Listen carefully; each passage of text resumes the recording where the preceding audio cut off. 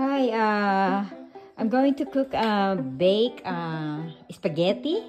My version, okay? So, ngayon, ang gagamitin ko, instead of ground beef, gagamit ako nitong sausage. Ito ang binili ko, cheddar bratwurst. Okay, so you can choose anything. Ngayon, ang gagawin ko lang dito, papakuluin ko siya. Maybe around like 15 minutes and then hanggang maubos ang water niya, whichever comes first. And then stir fry ko lang siya ng konti, mga 5 minutes. And then ito ang aking mga ingredients. I have my pasta spaghetti sauce, or rather sorry, spaghetti sauce, yan. And then ito Parmesan cheese, and then I have my mozzarella cheese, my pepper jack, and then of course yung ating spaghetti noodle. And then I have my yogurt instead of ricotta cheese. Wala ako nun eh. Ngayon, meron ako dito mga optionals to, parsley flakes, chopped chives, tsaka cayenne for a kick. And then etong canned tomato.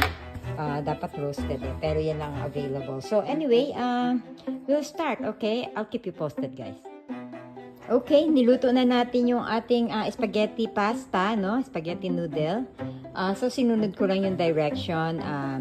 So nilagyan ko siya ng konting salt. And then anyway, hintayin lang natin 10-12 minutes, depende kung anong gusto ninyo, kung al dente or okay lang na sa gusto ninyong lambot. And then ito ating sausages, hihiwain ko siya ng bite size, tapos igigisa ko siya sa sibuyas, sa bell pepper, and then sasamahan ko ng yung ating mga seasoning. Kaya pinakita ko yung mga optional, yung mga parsley, lagyan ko din ng konting cayenne, at saka ilalagay ko na rin later yung aking spaghetti sauce. Okay? I'll be back with you guys. So, while boiling this, nilagyan ko siya ng konting salt, at saka nilagyan ko din ng konting oil para wag magdikit-dikit yung pasta natin. Ano? Okay. Okay, hiwa ko na yung ating sausages ng bite size. And then, ihalo ko na rin yung leftover naming brisket. Okay? Tingin ko naman magkakasundo yung mga lasa nila. Okay. Okay, ginisa ko na yung aking salsa. At saka nilagyan ko pa siya ng canned tomato.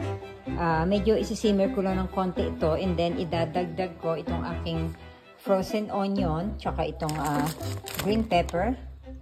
Okay, so yung salsa binabanggit ko itong cilantro salsa. You can use anything. And then, pagkatapos niyan, ihahalo ko na rin itong ating spaghetti sauce, no? Okay. Okay, hinalo ko na rin yung sausage doon sa lahat ng ating seasoning. And then, I'll just let it boil for a few minutes, okay? Okay, ito ang aking gagamiting baking dish. Medyo malalim. Ito lang aking available. So, nilagyan ko siya ng oil para wag dumikit. Actually, may ibang option na pinalalagyan nila ng aluminum foil.